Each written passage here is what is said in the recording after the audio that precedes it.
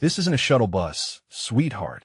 Marcus sneered loudly, his voice carrying across first class as he gestured dismissively at Sophie and her young daughter.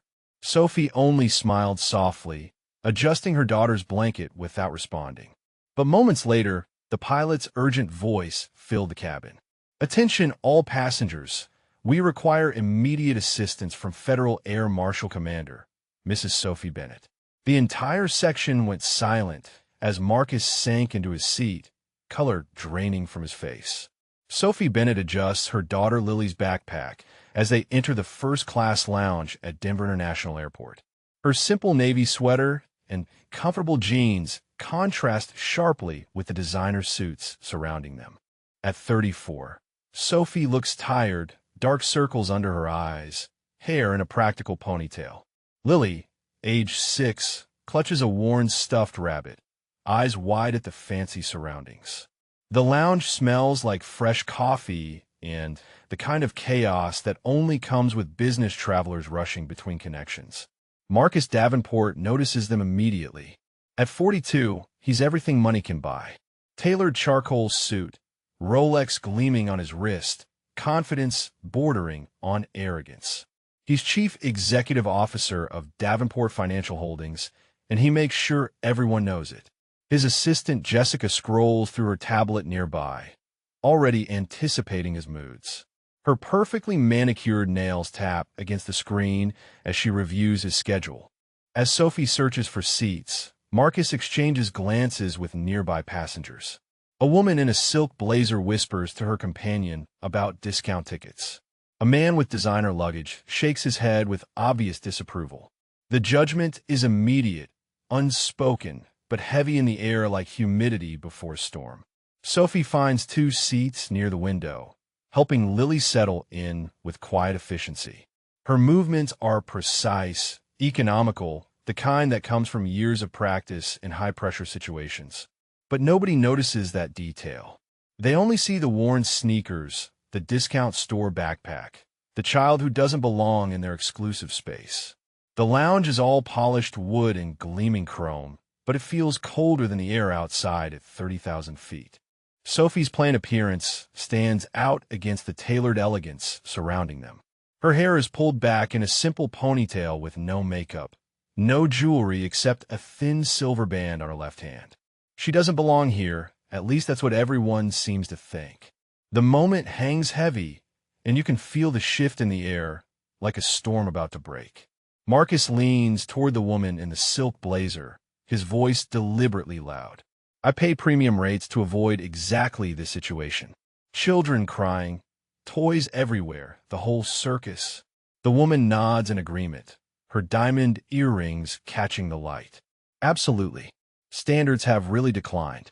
First class used to mean something." Sophie rocks Lily gently as her daughter fidgets with the stuffed rabbit.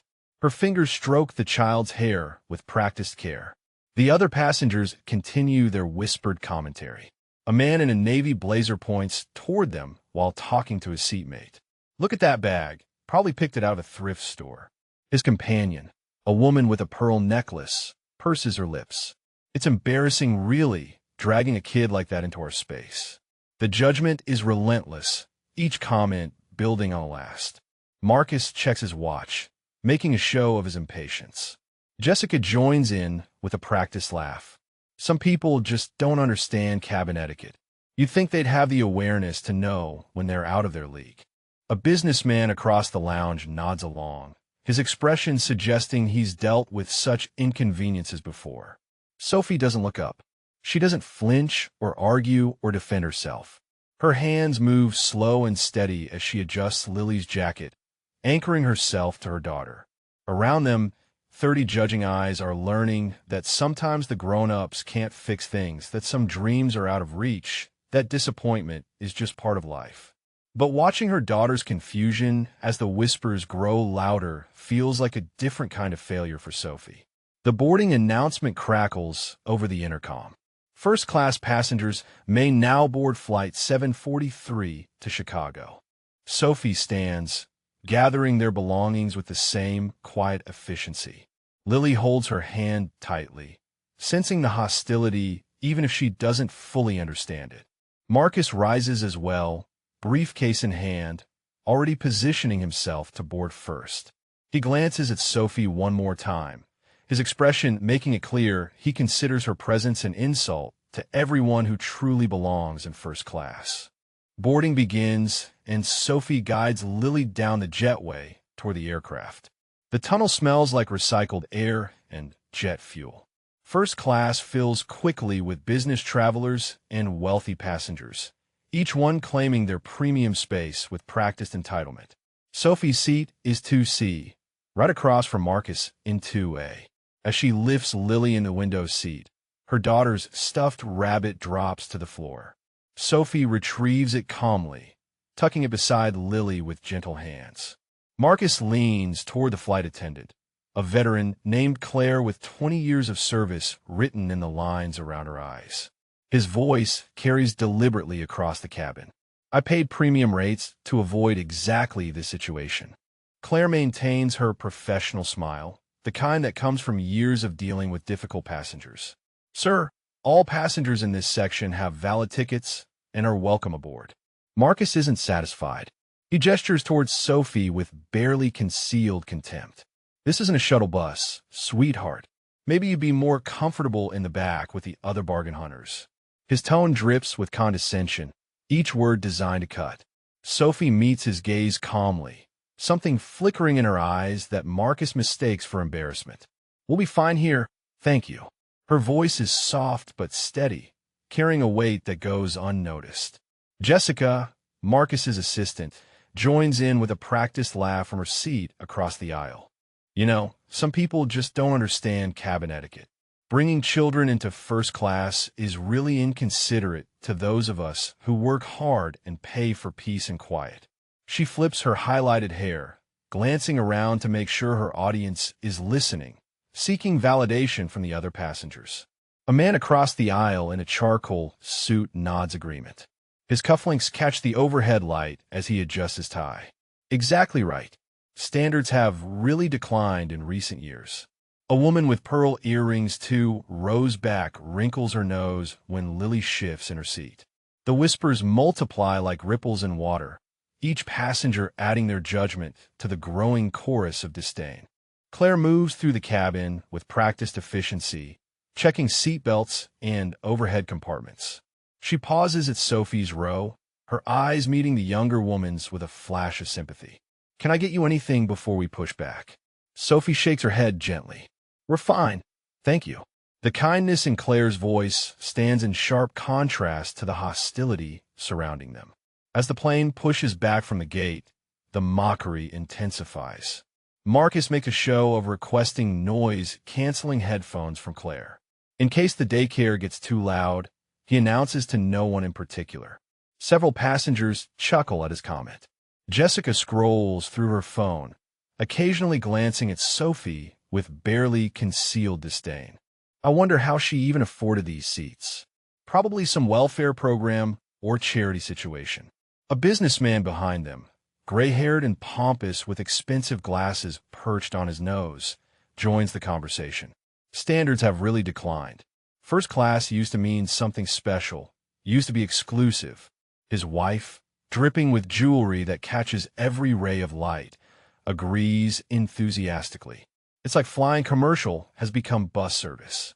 Next thing you know, they'll be selling tickets at grocery stores. Sophie helps Lily open her small coloring book, her hands steady despite the harassment surrounding them. She doesn't argue, doesn't defend herself or explain their situation, just maintains a quiet dignity that somehow makes the attackers more aggressive. The silence from someone they expect to be ashamed seems to fuel their cruelty. They interpret her calm as weakness, her quietness as confirmation of their judgments. Marcus leans across the aisle, his expensive cologne overwhelming in the confined space. Hey, I'm genuinely curious. What's your story? Win a contest? Lawsuit settlement? Because no offense, but you don't exactly look like you belong here in first class. His tone pretends at friendliness, but barely masks the mockery underneath. Before Sophie can respond, Lily speaks up, her small voice clear and certain. My mommy works really hard. She's important. The innocence in the child's declaration makes the cruelty even more stark. Marcus laughs, a harsh sound that cuts through the cabin. Others join in, their laughter building on itself. I'm sure she is, sweetheart. I'm sure she is. The condescension in his voice is unmistakable. The plane taxis toward the runway, engines building to a roar. Sophie adjusts Lily's seatbelt one more time, whispering something in her daughter's ear that makes the little girl nod solemnly. Around them, the first-class cabin has transformed into a theater of judgment, with Sophie cast as the unwilling protagonist in their drama of superiority. What none of them realize is that the performance is about to take a turn none of them anticipated. The aircraft climbs steadily into the Colorado sky, leaving Denver behind as it heads east toward Chicago. The seatbelt sign remains illuminated as they push through some light turbulence over the Rocky Mountains. Sophie keeps one hand on Lily's armrest, her touch gentle but protective. Her daughter colors quietly in her notebook, trying to focus on staying inside the lines while the adults around them continue their cruel commentary. Marcus makes a production of spreading out his leather portfolio across his tray table. He speaks loudly to Jessica about an important merger, dropping figures and company names designed to impress anyone listening. See, this is what first class is actually for. People conducting real business, making decisions that affect thousands of jobs. Not a nursery for people who can't afford proper childcare. Jessica nods enthusiastically, playing her role perfectly. Absolutely. I mean, if you can't afford a nanny, maybe international travel isn't in your budget. Her voice carries that particular cruelty that comes from someone trying to impress their boss. She glances at Sophie, expecting some reaction, some sign of shame or anger. Instead, Sophie simply helps Lily select a different colored pencil, her face calm. The businessman behind them, who introduced himself to his seatmate as Robert Thornton, leans forward. His breath smells like the whiskey he ordered before takeoff. You know what the problem is? People don't know their place anymore. Everyone thinks they deserve luxury, even when they clearly can't maintain the standards. His wife Patricia adjusts her diamond bracelet and adds her own commentary. Back in our day, you earned your way into spaces like this. You didn't just show up in discount store clothes expecting to be treated like you belong. A woman across the aisle in a designer dress, her makeup perfect despite the early morning hour, whispers to her companion loud enough for Sophie to hear. I bet she used some kind of assistance program. Or maybe she's flying on someone else's dime. Charity case, try to give her kid a taste of the good life. Her companion, a man with slick back hair and a watch that costs more than most people's cars, smirks in agreement. The attacks come from all sides now. Passengers who don't even know each other united in their judgment of the woman who doesn't fit their image of who belongs in first class. They feed off each other's cruelty, each comment emboldening the next person to go further. Sophie becomes the target that allows them to feel superior, to justify their own privilege by tearing down someone they perceive as beneath them. Claire moves through the cabin with the beverage cart, her jaw tight as she listens to the ongoing harassment. She's seen this before, the way wealthy passengers sometimes turn on anyone who doesn't match their expectations. When she reaches Sophie's row, she speaks with deliberate warmth. What can I get for you and your daughter? Sophie orders water for both of them, her voice quiet but clear. Thank you. You're very kind. Marcus intercepts Claire as she moves past. I'll have a scotch, top shelf. And Claire, I wanted to mention that some of us paid full price for these seats, expecting a certain level of experience. He doesn't look at Sophie directly, but his meaning is crystal clear. Claire's professional mask never slips, though her eyes flash with anger. Sir, all passengers are entitled to courteous service regardless of their appearance or circumstances. Marcus leans back in his seat, unsatisfied with her response. He exchanges a knowing look with Jessica. Well-trained staff used to understand customer service meant catering to people who actually matter. Jessica giggles at his comment, her phone camera pointed discreetly towards Sophie and Lily. This is going on my social media. My followers will love this. People trying to live beyond their means always makes for good content. Lily drops her pencil, and it rolls under the seat in front of them. Sophie unbuckles to retrieve it, her movements controlled and efficient. As she bends down, Patricia Thornton Stage whispers to her husband, "Look at those shoes. Probably hasn't bought new ones in years. And that sweater, I wouldn't donate that to charity." The laughter that follows is sharp and cutting. Sophie straightens with the pencil, handing it back to Lily with a small smile. Her daughter looks up at her with worried eyes. "Mommy, why are they being mean?" Sophie brushes a strand of hair from Lily's face, her touch tender. "Sometimes people forget to be kind, sweetheart. But that says more about them than it does about us." Her words are quiet, meant only for Lily, but several passengers overhear. Marcus snorts, teaching her daughter to play the victim. Classic. That's exactly the mentality that's wrong with society today. No accountability, just excuses. The murmurs of agreement ripple through first class. These passengers, strangers minutes ago, have formed a united front against the quiet woman and her child, bound together by their shared sense of superiority and their certainty that Sophie Bennett doesn't belong in their world. The plane levels off at cruising altitude somewhere over the plains of eastern Colorado. The seatbelt sign dims with a soft chime, and passengers begin moving about the cabin.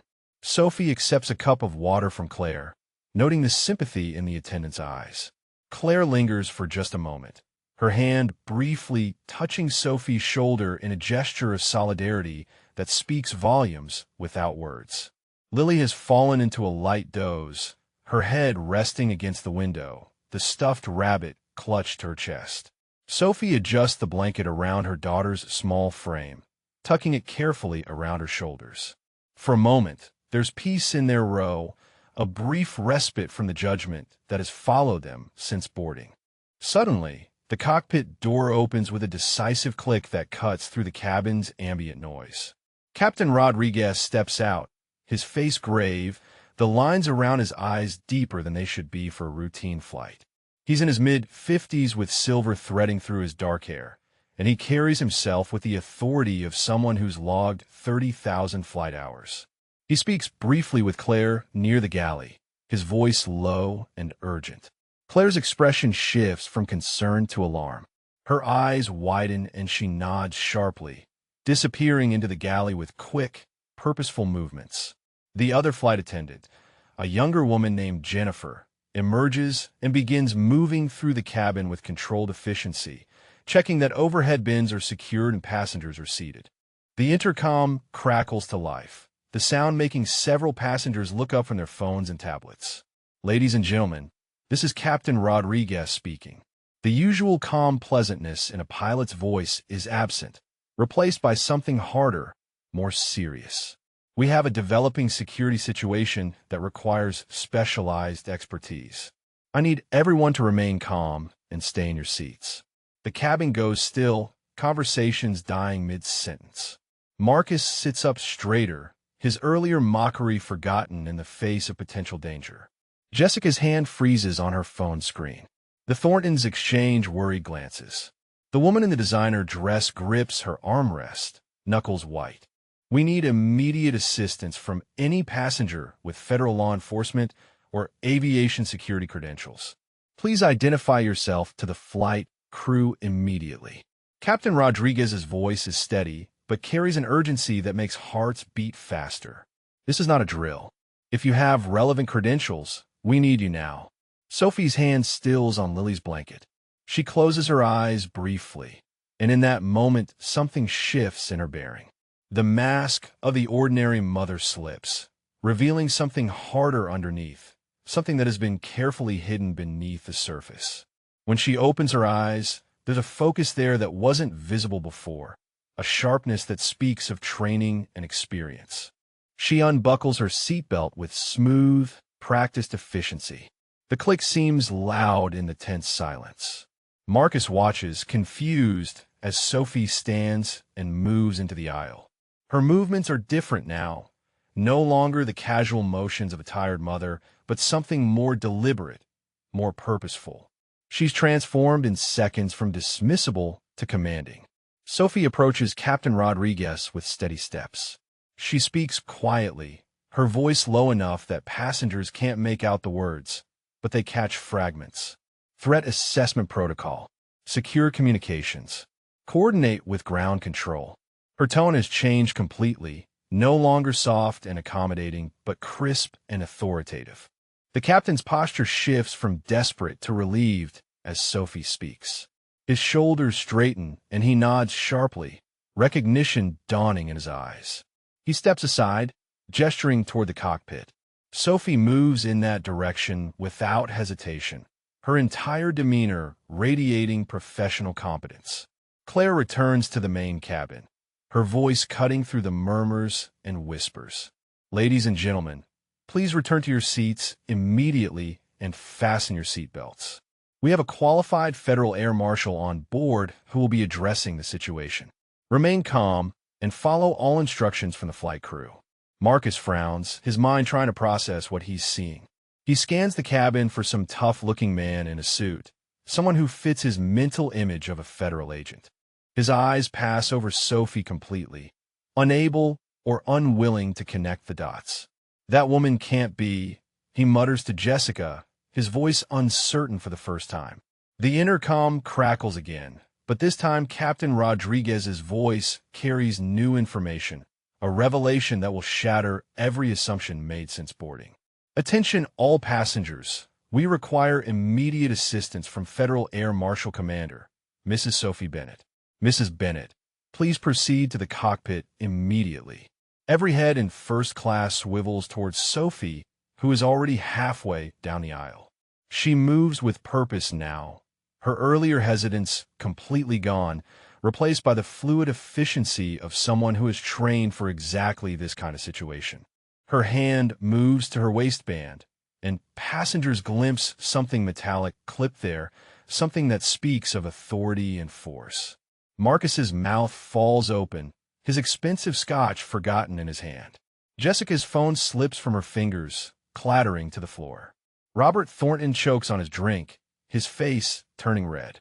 Patricia stares, speechless, her diamond jewelry suddenly seeming gaudy and meaningless. The woman in the designer dress sits frozen, her social media post forgotten. Sophie pauses at the cockpit door, her hand on the handle.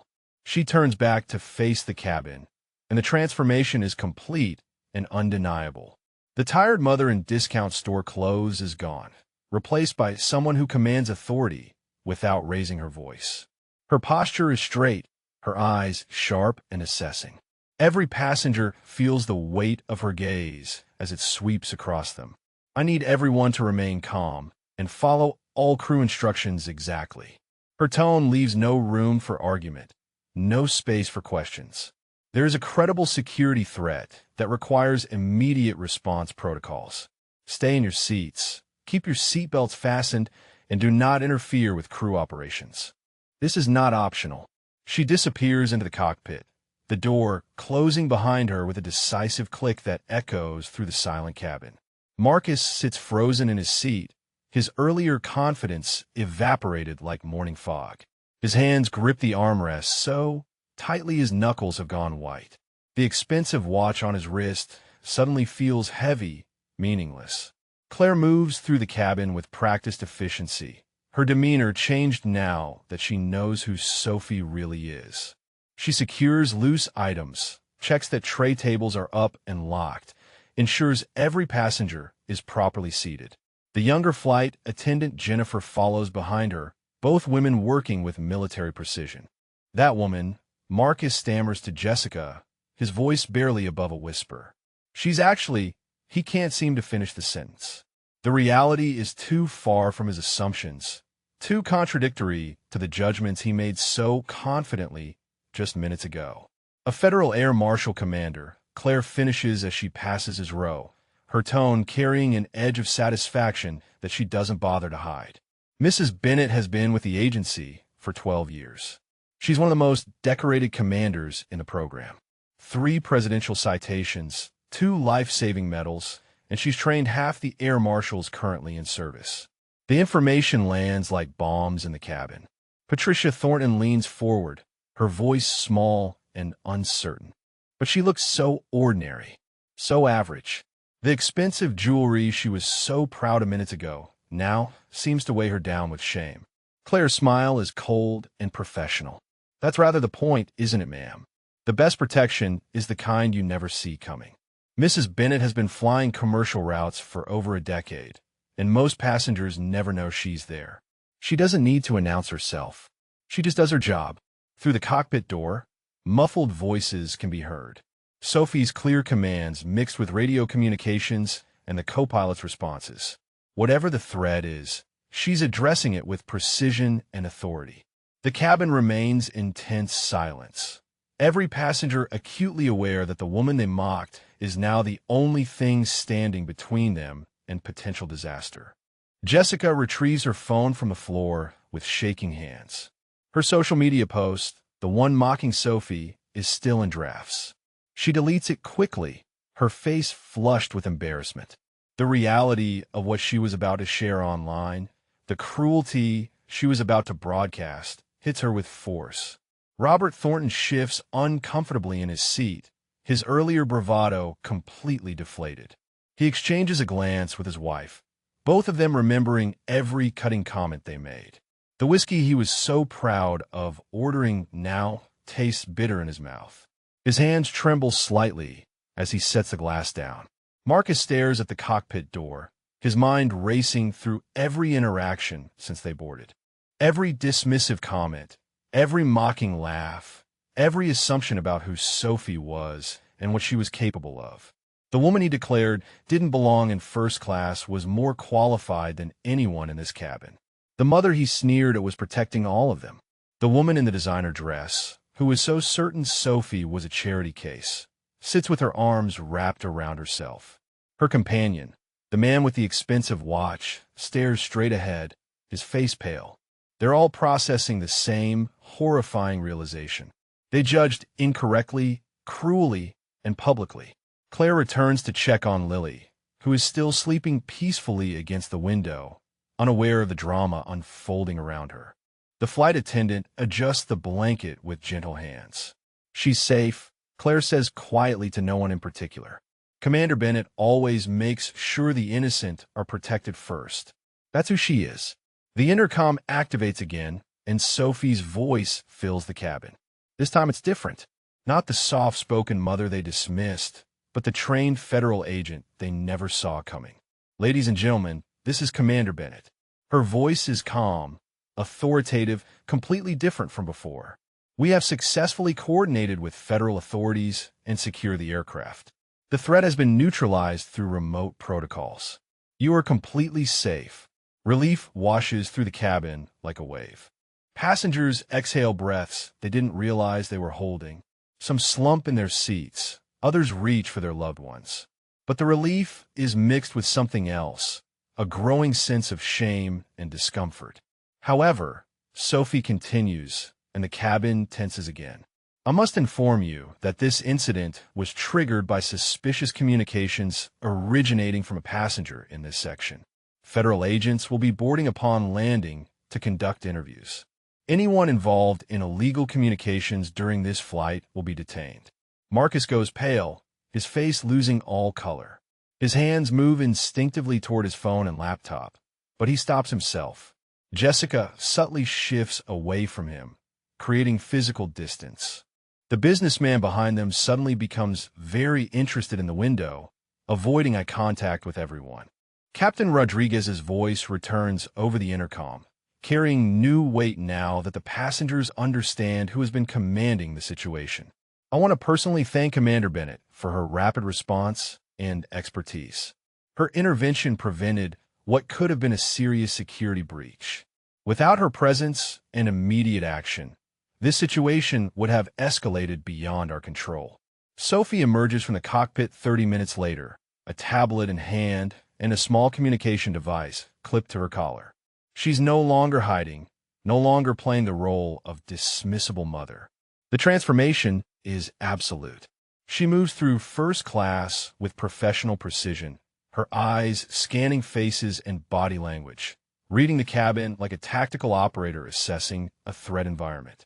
She stops at Marcus's row, her gaze steady and unwavering. Mr. Davenport, I need to see your electronic devices. Her voice is calm, but carries the authority of federal law. All phones, tablets, and laptops. Now, Marcus's face flushes red, his carefully constructed persona crumbling. I'm a CEO. I have confidential business information. He stammers, trying to reclaim some authority. You can't just demand access to private property without proper warrants or procedures. Sophie's expression doesn't change. Sir, under federal aviation security protocols and the Patriot Act, I have full authority to inspect any electronic device that may have been used to transmit suspicious communications during flight. You can cooperate now or with federal agents on the ground. Your choice. The last two words are delivered with finality that makes it clear there really is no choice. With shaking hands, Marcus surrenders his phone and laptop. His movements are jerky, uncertain, nothing like the confident gestures he made when mocking her earlier. Sophie's fingers move quickly across the screens, her expression hardening as she reviews the contents. Her training is evident in how efficiently she navigates the devices, finding what she needs within seconds. Jessica Martinez. Sophie turns to the assistant without looking up from Marcus's phone. Your devices as well, please. All of them. Jessica's carefully maintained composure cracks like thin ice. I didn't do anything wrong. She protests weakly. I'm just an assistant. I don't make decisions about anything important.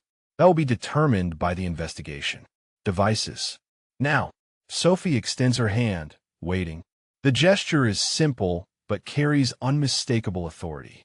Jessica fumbles in her designer purse, pulling out her phone with trembling fingers. The earlier confidence, the cruel laughter, the social media posts, all of it is gone now, replaced by raw fear. As Sophie collects the electronics, Claire approaches with a sealed evidence bag. The flight attendant handles it with care, clearly trained in proper chain of custody procedures. Sophie places each device in the bag, marking it with timestamps and passenger information.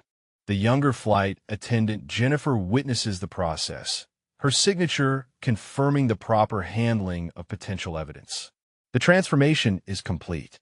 The woman they mocked is now controlling the entire situation with unquestionable authority. Every passenger in first class watches in stunned silence as Sophie methodically processes the evidence. Her movements are practiced, efficient, the result of years of training and field experience. Robert Thornton shifts uncomfortably in his seat behind Marcus, suddenly very aware of his own phone and the business communications he's been conducting.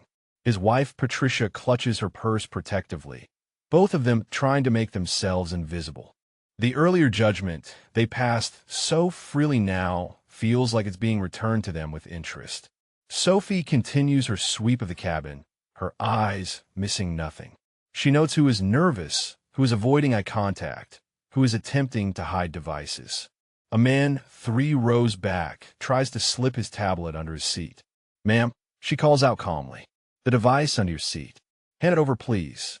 The woman in the designer dress, the one who called Sophie a charity case, complies immediately. Her hands shake as she retrieves the tablet. I wasn't doing anything illegal, she insists, her voice high and tight. Just checking emails and social media. That's all. I'll verify that, Sophie replies, accepting the device. If your communications are innocent, you have nothing to worry about. She adds it to the evidence bag with the same methodical precision. The woman slumps back in her seat. Makeup no longer quite so perfect, confidence completely shattered. Sophie returns to her seat where Lily is beginning to stir. She sits down, placing the evidence bag in the secured compartment above her seat. For a moment, she's just a mother again, brushing hair from her daughter's face, adjusting the blanket. Lily blinks awake, yawning. Mommy, are we almost there? Soon, sweetheart.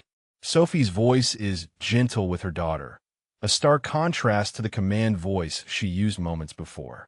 Everything is okay now. Just rest a little more.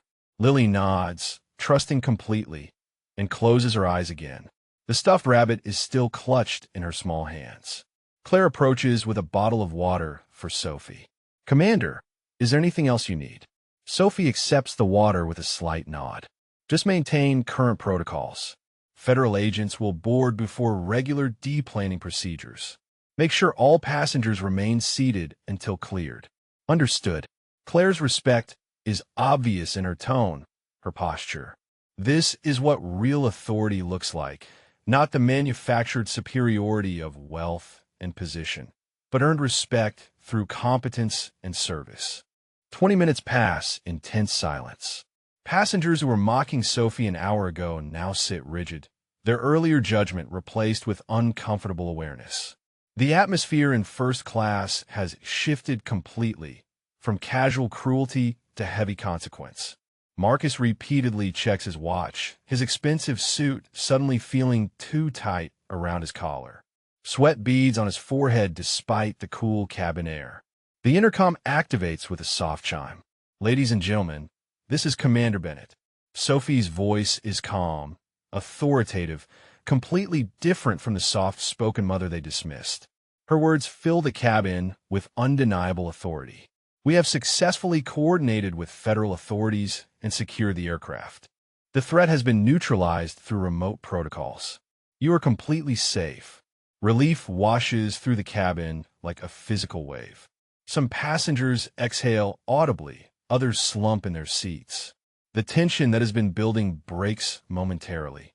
But Sophie isn't finished speaking, and her next words freeze everyone in place. However, I must inform you that this incident was triggered by suspicious communications originating from a passenger in this section. Sophie's tone remains professional, but carries an edge now. Federal agents will be boarding upon landing to conduct interviews. Anyone involved in illegal communications during this flight will be detained for questioning. Marcus goes pale, his face losing all color until he looks almost gray. His hands move instinctively toward his pockets where his phone used to be. Then he remembers Sophie has it. The devices are evidence now, in federal custody, and whatever is on them will be examined thoroughly. Jessica stares at her hands in her lap, tears beginning to form in her eyes as the reality of her situation sinks in. The businessman behind them, Robert Thornton, suddenly becomes very interested in the window. He stares out at the clouds below, avoiding eye contact with everyone around him. His wife Patricia clutches her pearl necklace, the expensive jewelry now feeling like a noose around her throat. They exchange a glance that speaks volumes, both realizing that their involvement, however peripheral, has tied them to Marcus's actions.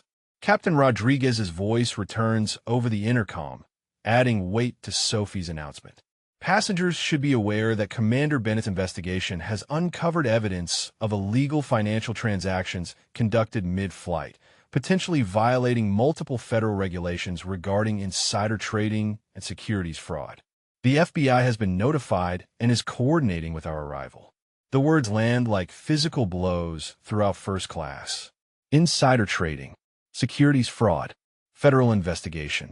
Each phrase carries years of potential prison time. Marcus slumps in his seat, his carefully constructed empire beginning to crumble around him.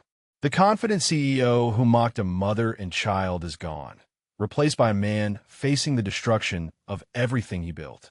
Jessica wipes her eyes with shaking hands, mascara running down her cheeks. Her designer clothes and perfect hair no longer mask her fear. "I'm just an assistant," she whispers to no one in particular. "I just did what he told me to do. I didn't know it was illegal."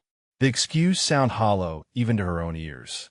The man 3 rows back who tried to hide his tablet sits frozen, staring straight ahead. His companion, a younger associate, shifts nervously in his seat. They were part of the communications chain, relaying information that should never have been transmitted during flight. What seemed like routine business an hour ago is now evidence in a federal investigation. Sophie remains in her seat, one hand resting protectively on Lily's shoulder. Her daughter sleeps on, unaware of the consequences unfolding around her. The contrast is striking. While Sophie quietly watches over her child, the people who judged her are watching their lives unravel. Claire moves through the cabin, collecting trash and checking on passengers. When she reaches Marcus's row, she pauses. The man who demanded top-shelf scotch and complained about sharing first class with a child now can't meet her eyes. Sir, we'll be landing in approximately 40 minutes. Please ensure your seatbelt remains fastened. Her tone is professionally neutral, but there's no warmth in it. The woman in the designer dress who called Sophie a charity case stares at her phone, which Sophie returned after finding nothing suspicious. Her hands tremble as she types, then deletes, then types again. She's trying to craft some explanation for her social media followers, some way to spin what happened. But there's no good angle. She was cruel to a federal agent, and soon everyone will know it. Patricia Thornton leans toward her husband, her voice barely a whisper. Robert, what have we gotten involved in? We were just having dinner with Marcus last month when he mentioned that deal. We didn't invest, but we knew about it. Does that make us accessories? Her husband doesn't answer, his jaw clenched tight, staring at the seat back in front of him. The irony isn't lost on anyone in the cabin. While they were so focused on Sophie's appearance, on whether she belonged in first class, on mocking her worn clothes and her child, actual criminals were conducting illegal business right beside them. Their obsession with superficial judgments blinded them to what actually mattered.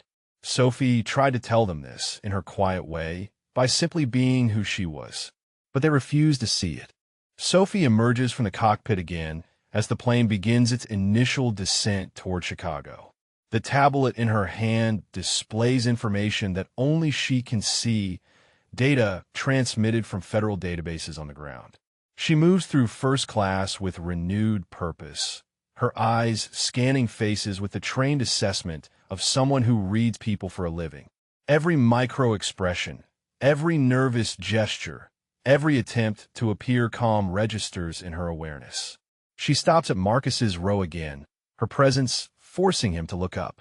Mr. Davenport, I need to ask you some questions about your communications during this flight. Her voice is professional, clinical, stripped of emotion. You transmitted encrypted messages to 3 separate individuals within a 15-minute window, approximately 40 minutes after takeoff. Can you explain the nature of those communications? Marcus's face flushes red, anger and fear warring for dominance. I was conducting business, he says, try to reclaim some authority in his voice. Confidential business that has nothing to do with security threats. You're overstepping your authority here. I know my rights. Sophie's expression doesn't change.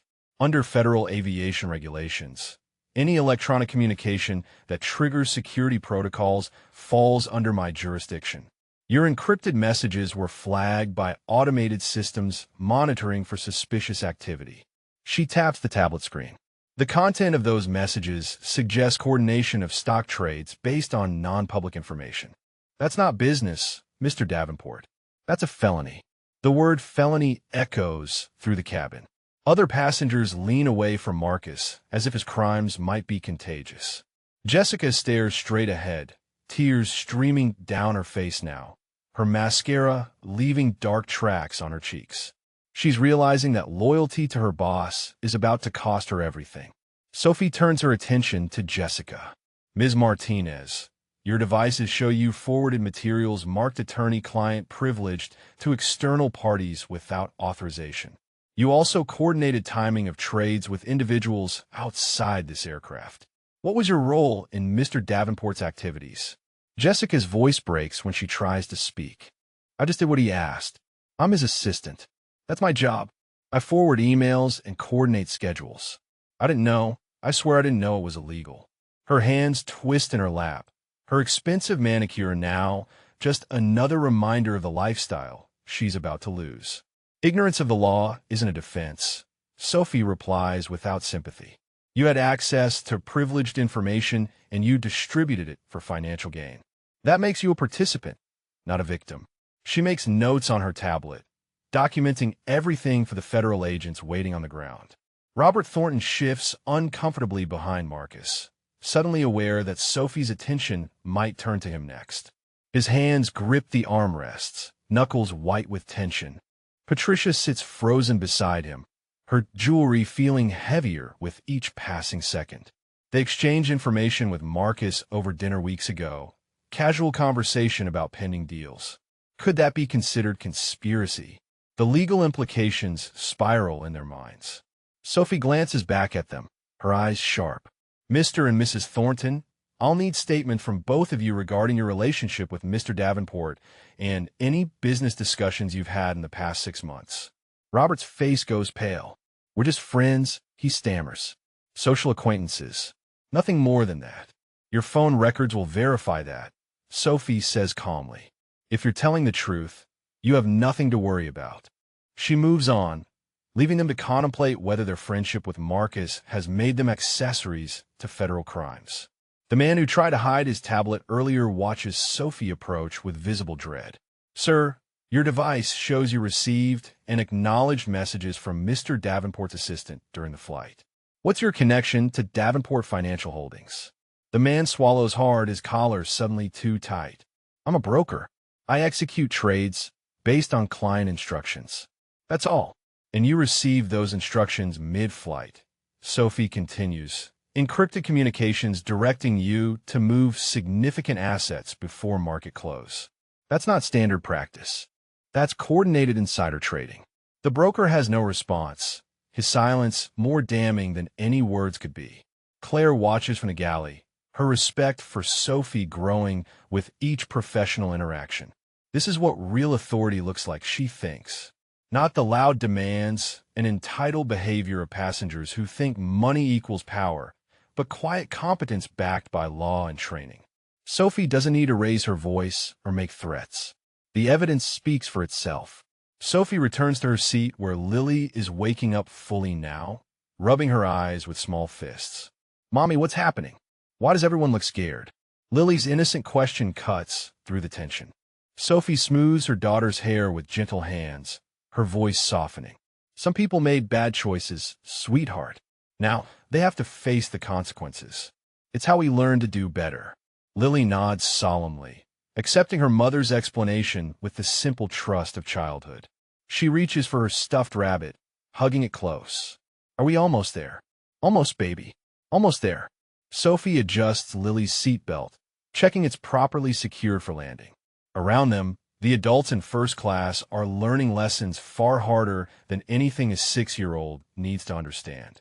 Marcus sits with his head in his hands now, all pretense of confidence gone.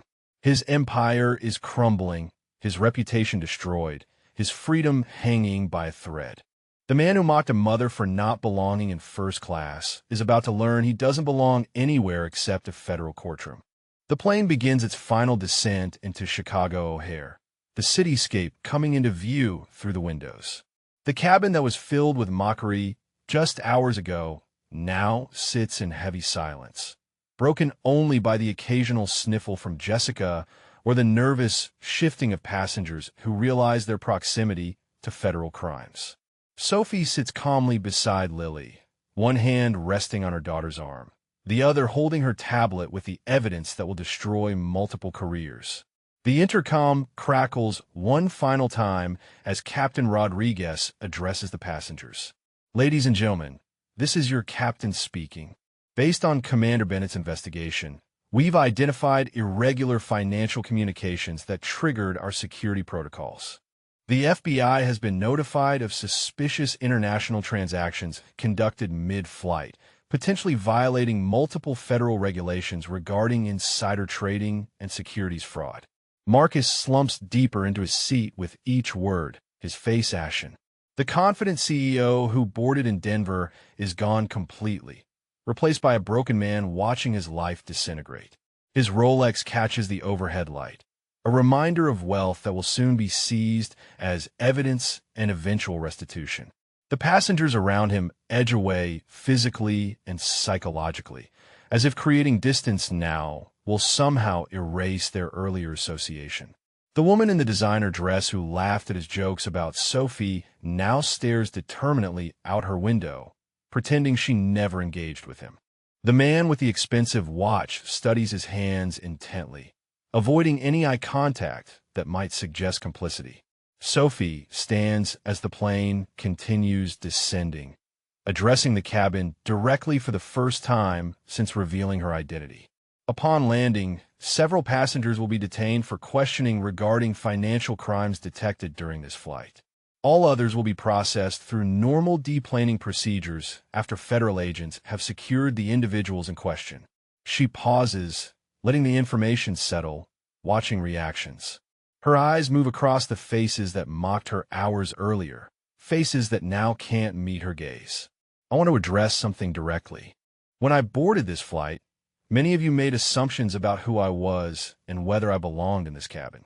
You judged based on appearance rather than substance, on clothing rather than character, on what you could see rather than what actually mattered. The silence is absolute. No one moves. Patricia Thornton's hand rises unconsciously to cover her mouth, remembering every cruel word she spoke. The businessman who complained about standards slumps in his seat, wishing he could disappear. Jessica continues crying quietly, her perfect facade destroyed along with her career. The irony isn't lost on Sophie, and she drives the point home with precision. While you were worried about a child in first class, actual criminals were conducting illegal transactions right beside you. You were so focused on superficial judgments, on whether someone looked like they belonged, that you missed what actually mattered. You missed the real threat because you were too busy attacking someone based on appearances. Marcus finally looks up at her, and for the first time there's something other than arrogance in his eyes. It might be shame, or it might just be the realization that his actions have consequences. Sophie meets his gaze steadily, her expression neither angry nor triumphant, just factual. This is a reminder that appearances are meaningless. Competence, integrity, and professionalism exist in all forms and come from all backgrounds. Maybe remember that next time you decide someone doesn't belong somewhere. Her words are measured, but they land with force. Every passenger feels the weight of their earlier cruelty reflected back at them. She returns to her seat, her point made without shouting or accusations. Just truth delivered with the calm authority of someone who has earned the right to speak it. Lily looks up at her mother with wide eyes, sensing the importance of the moment, even if she doesn't fully understand it. You told them the truth, Mommy. Sophie smiles down at her daughter. Yes, sweetheart. Sometimes that's all you can do. The landing gear extends with a mechanical whir. The ground rushes up to meet them as Captain Rodriguez brings the aircraft down smoothly onto the runway. But instead of taxiing to a gate, the plane turns toward a remote area of the airport. Through the windows, passengers can see what's waiting for them. Multiple black SUVs with federal markings, their lights flashing in the afternoon sun. At least a dozen agents in dark suits and tactical gear surround the aircraft before it even comes to a complete stop. Marcus watches the scene unfold outside his window, each vehicle another nail in the coffin of his freedom. Jessica sees them too, and her crying intensifies. Robert Thornton reaches for his wife's hand, both of them hoping desperately that their involvement won't be enough to warrant arrest. The broker who executed the trade sits frozen, knowing exactly what those vehicles mean for him. Claire stands at the front of first class, her voice steady despite the unusual circumstances. Ladies and gentlemen, please remain seated with your seatbelts fastened. Federal agents will be boarding shortly. Do not attempt to leave your seats or retrieve items from overhead bins until authorized by law enforcement. The plane comes to a complete stop. The engines wind down to silence. And in that silence, every passenger in first class contemplates the consequences of their choices. Some made criminal choices and will face justice. Others made cruel choices and will face their consciences. But all of them underestimated the quiet woman with a child, and that mistake revealed truths about themselves they can never unsee. Sophie checks her tablet one more time, confirming the arrival of the tactical team. She exchanges a brief communication through her earpiece, coordinating the takedown. Her professional demeanor never wavers, but there's satisfaction in knowing that justice will be served. Not just for the crimes committed, but for every person who ever judged someone based on appearance rather than action. The aircraft door opens with a hiss of pressurized air. 3 federal agents board immediately, their movements precise and professional. They wear dark suits with FBI credentials clearly displayed, their expressions serious but controlled. The lead agent, a woman in her 40s with sharp eyes and graying hair, approaches Sophie first. She extends her hand with obvious respect. "Commander Bennett, Agent Sarah Mitchell, FBI Financial Crimes Division. Thank you for your work on this case. Your preliminary investigation gave us everything we needed to coordinate with the Securities and Exchange Commission." Mitchell's voice is low but carries through the silent cabin. "We have warrants for 3 individuals and subpoenas for 2 others." Sophie stands, shaking the agent's hand firmly. "The evidence is secured and documented according to protocol. All devices are in the chain of custody bags above my seat." She retrieves the sealed bags, handing them over with practiced efficiency. "You'll find encrypted communications, transaction records, and coordinated timing that clearly demonstrates conspiracy to commit securities fraud." Agent Mitchell nods, accepting the evidence. Her eyes scan the cabin, landing on Marcus, who has shrunk into his seat as if trying to become invisible. "Marcus Davenport," she says clearly, her voice carrying authority that matches Sophie's. "You're under arrest for conspiracy to commit securities fraud, wire fraud, and violations of federal securities regulations. Please stand and place your hands behind your back." Marcus doesn't move immediately, frozen by the reality of what's happening. "This is a mistake," he says weakly, his voice lacking any conviction. "I was just conducting business. Normal business transactions." The excuse sounds pathetic even to his own ears, and no one in the cabin believes him. Agent Mitchell's expression doesn't change. "Sir, stand up now, or you will be forcibly removed from your seat." 2 agents move forward, their hands moving toward restraints at their belts. Marcus finally complies, standing on shaking legs. As the handcuffs click around his wrists, the sound seems impossibly loud in the silent cabin. His expensive suit wrinkles as his arms are pulled behind him, his Rolex catching the light one last time. "Jessica Martinez," Agent Mitchell continues, turning to the assistant who is crying openly now. "You're also under arrest for conspiracy to commit securities fraud and unauthorized distribution of privileged information." Jessica stands without being told twice, her designer clothes and perfect hair, now just a costume for a role she can no longer play. "I didn't know," she sobs as handcuffs are placed on her wrists. "I swear I didn't know it was illegal." Knowledge of illegality isn't required for conspiracy charges, Agent Mitchell replies without sympathy. "You participated in the actions. That's sufficient." Jessica is led toward the front of the plane, her heels clicking against the floor, each step taking her closer to a future she never imagined. The third arrest surprises some passengers, but not Sophie. "David Chun," Agent Mitchell calls out, looking at the broker 3 rows back. "You executed trades based on non-public information transmitted during this flight. You're under arrest for securities fraud."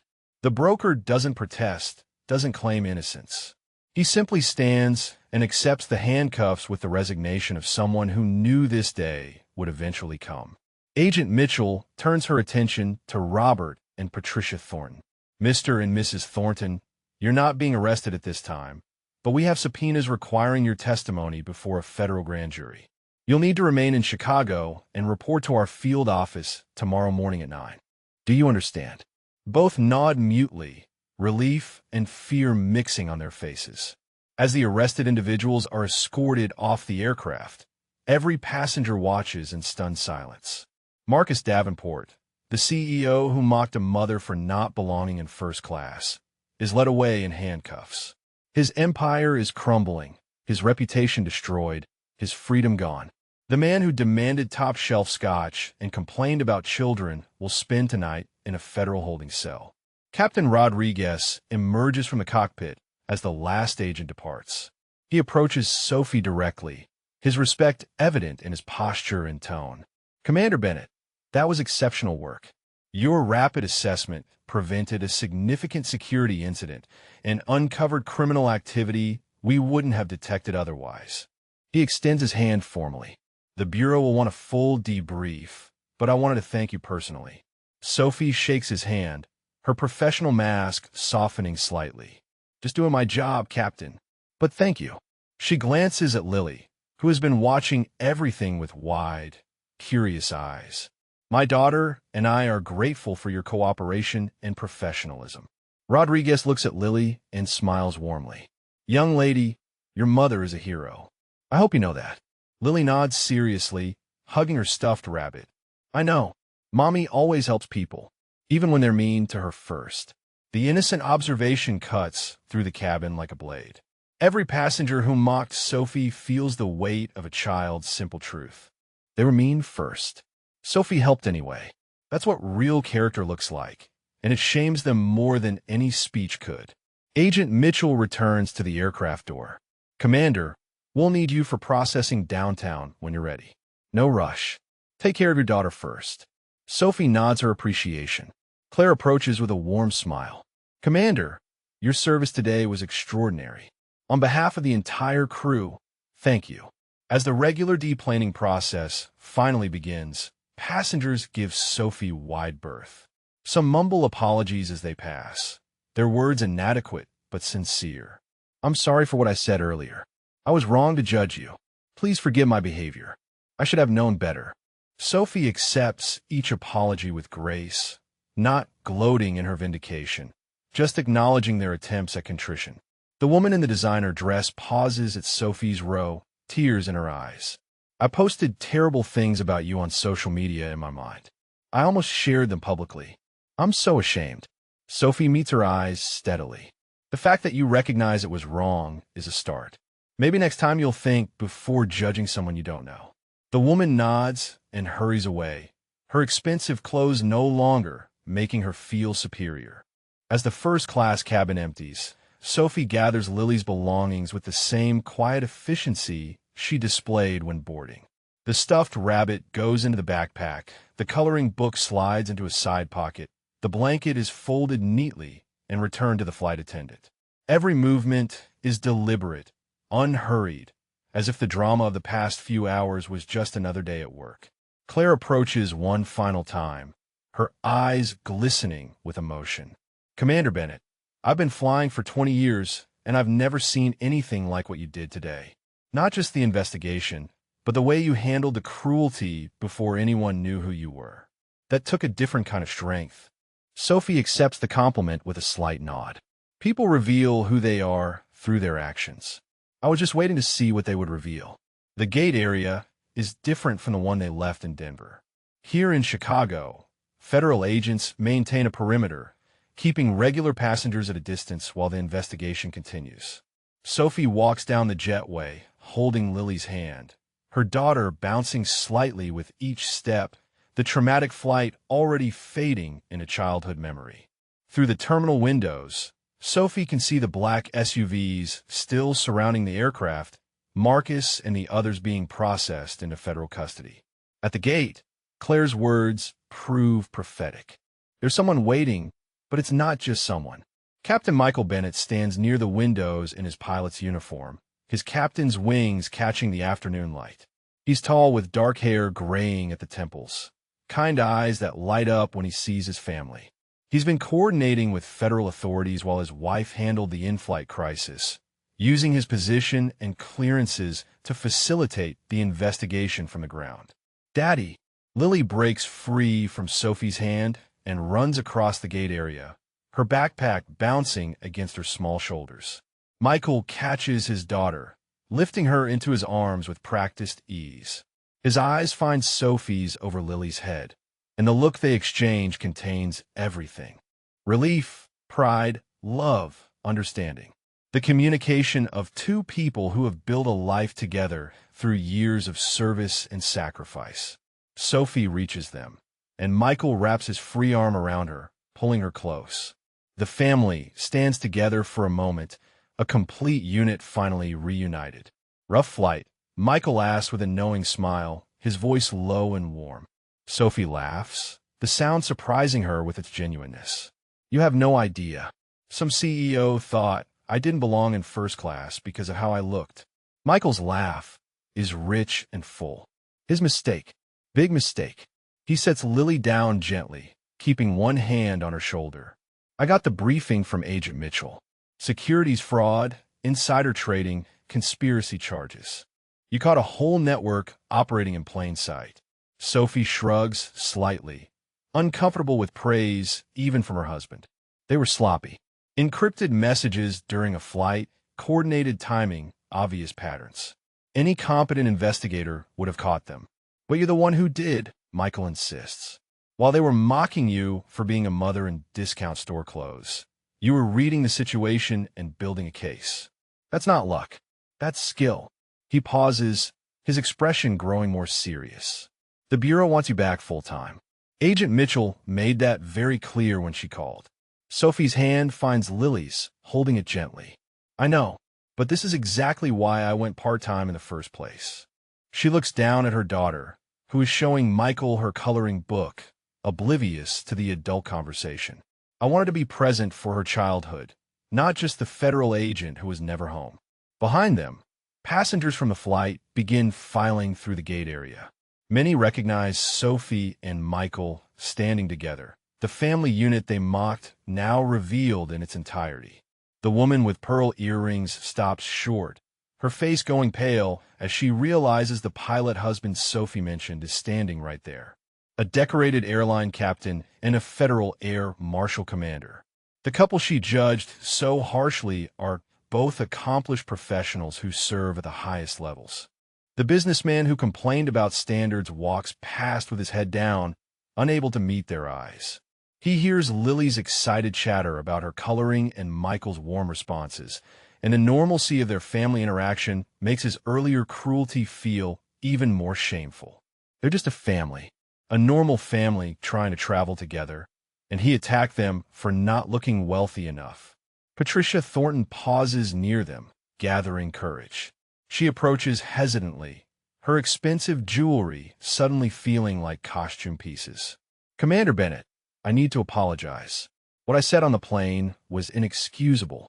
I judged you without knowing anything about you, and I was cruel to your daughter. I am deeply sorry. Sophie studies her for a moment, then nods. Apology accepted, Mrs. Thornton. I hope you remember this the next time you meet someone who doesn't look like they belong somewhere. Patricia nods, tears forming, and hurries away to where her husband waits. Robert won't meet anyone's eyes, his shame and legal troubles weighing heavily on his shoulders. Michael watches the interaction, his arm around Sophie's waist. You gave him a lesson they won't forget.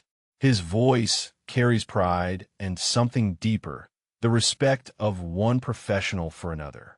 Sophie leans into him slightly, allowing herself to relax now that the crisis has passed. Some lessons have to be learned the hard way. I just provided the teaching moment. Agent Mitchell approaches from the secure area, her expression professional but warm. Commander Bennett, we've processed the initial arrests. All three are being held without bail pending arraignment tomorrow. The evidence you collected is solid. The U.S. attorney is confident about securing indictments. She glances at Michael and Lily, her demeanor softening. I'll let you get to your family. We can handle the debrief tomorrow, if that works better. Sophie nods gratefully. Tomorrow is fine. We have some catching up to do. Michael was supposed to be overseas for another week. Agent Mitchell smiles. Sometimes cases resolve faster than expected. Enjoy your evening, Commander. You earned it. She walks away, leaving the Bennett family alone in the busy terminal. Lily tugs on her mother's hand. Mommy, can we get ice cream now?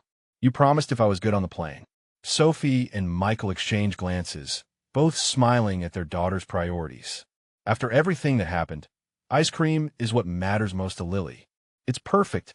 Of course, sweetheart, Sophie says, squeezing her daughter's hand. You were very good, even when things got scary.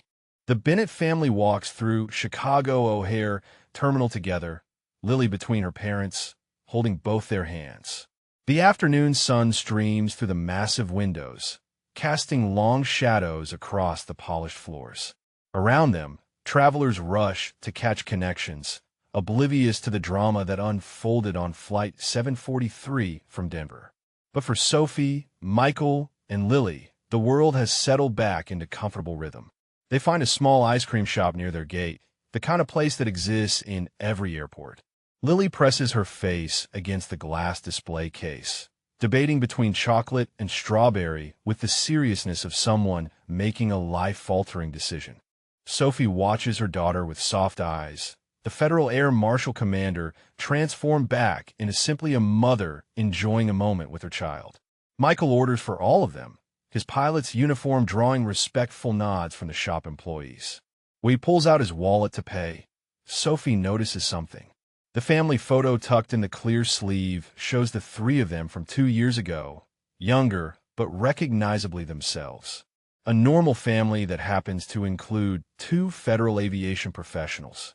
Nothing about the photo suggests they don't belong anywhere. They sit at a small table near the windows overlooking the tarmac. Lily attacks her chocolate ice cream with enthusiasm while Sophie and Michael share a quieter moment. He reaches across the table and takes her hand. The Bureau really does want you back full-time. Director Morrison called me personally to say your skills are too valuable to keep in part-time status. Sophie watches a plane taxi past outside, following its smooth movement across the concrete. I know I'm good at what I do, but I'm also good at being her mother. She nods toward Lily, who has chocolate smeared across her cheek. I don't want to miss these moments because I'm always on assignment.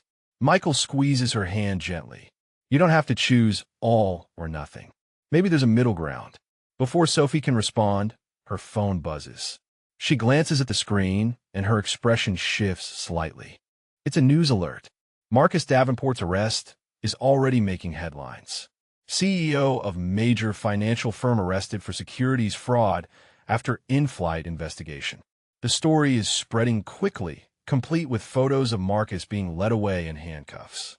Michael leans over to read the alert. That's going to be everywhere by tonight. Sophie nods slowly. Good. Maybe we'll make other people think twice before assuming they can break laws with impunity. And maybe it will make passengers think twice before judging people based on appearances. The terminal around them continues its normal chaos. Announcements echo through the space. Travelers drag luggage toward gates. Children run ahead of tired parents. It's all beautifully ordinary, and Sophie realizes that's exactly what she wants.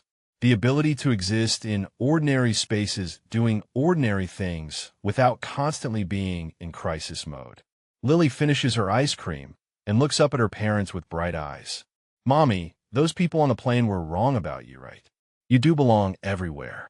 Sophie pulls her daughter close, pressing a kiss to her chocolate-smeared cheek. That's right, baby. And so do you. Never let anyone tell you that you don't belong somewhere, just because of how you look or where you come from. Michael's phone rings, and he steps away to take the call. Sophie watches him through the window, still in his captain's uniform, still commanding respect without demanding it. They've built a good life together despite the challenges of 2 careers in federal aviation. 2 professionals who serve their country in different ways, but with the same commitment. When Michael returns, his expression is thoughtful. That was Captain Rodriguez. He wanted me to know that the entire crew from your flight submitted commendations for your actions today. Claire wrote a particularly detailed account of how you handled the harassment before anyone knew who you were. Sophie feels unexpected emotion rise in her chest. That wasn't necessary. They were just doing their jobs. So were you? Michael replies. But you did it while being attacked and mocked. That takes a special kind of strength. He helps Lily clean her face with a napkin, his movements gentle. The story is going to get out, not just about the arrests, but about what happened before, how passengers treated you. Sophie considers this. Maybe that's okay. Maybe people need to hear it. Not because I need vindication, but because the lesson is important. We judge too quickly, assume too much, and miss what actually matters. She stands, gathering their trash. Marcus Davenport missed an entire criminal network because he was too busy mocking a mother and child. That's a metaphor for something bigger. They walk toward the exit, a family unit moving through the terminal together. Behind them, the gate area for Flight 743 is being cleaned and prepared for the next departure. In a federal building across the city, Marcus Davenport sits in a holding cell contemplating the destruction of everything he built. Jessica Martinez is making her one phone call to a lawyer she can't afford. David Chun is being processed through the system that will likely send him to prison for years. But the Bennett family is heading home. Michael has an unexpected week off before his next international route. Sophie has a debrief scheduled, but otherwise clear days ahead. Lily has school tomorrow, where she'll tell her friends about the airplane ride, though she probably won't mention the scary parts. Just the ice cream and seeing Daddy at the airport. As they exit the terminal into the Chicago afternoon, Sophie pauses and looks back. Somewhere in that massive building, her quiet work today prevented financial crimes from succeeding and taught powerful lessons about judging others. She didn't need to be loud or aggressive. She just needed to be competent, patient, and willing to reveal the truth when it mattered most. Michael notices her pause. Second thoughts about part-time status. Sophie shakes her head, smiling. No second thoughts. I know exactly where I belong. She looks at her husband and daughter. Right here with them. Michael returns her smile, and they walk toward the parking garage together. For everyone who has ever been judged, who has ever been looked down on, who has ever felt the sting of words meant to break them, the story of Sophie Bennett offers something powerful. You're not defined by others' limited perception. You carry your truth regardless of who sees it. And when the moment comes that demands you reveal who you really are, your competence and character will speak louder than any mockery ever could. Marcus Davenport learned this lesson in the cruelest way possible. The woman he dismissed as not belonging in first class belonged everywhere, including in the position of authority that ended his freedom. Sometimes the universe delivers justice with perfect irony, and sometimes that justice arrives in the form of a quiet mother in discount store clothes who happens to be one of the most capable federal agents in the country. The Bennett family drives away from O'Hare as the sun sets over Chicago, leaving behind a story that will be told and retold. Not just in law enforcement circles, but anywhere people need reminding that appearances mean nothing and character means everything. Where you truly belong has nothing to do with what you wear or how others perceive you. It has everything to do with who you are when tested.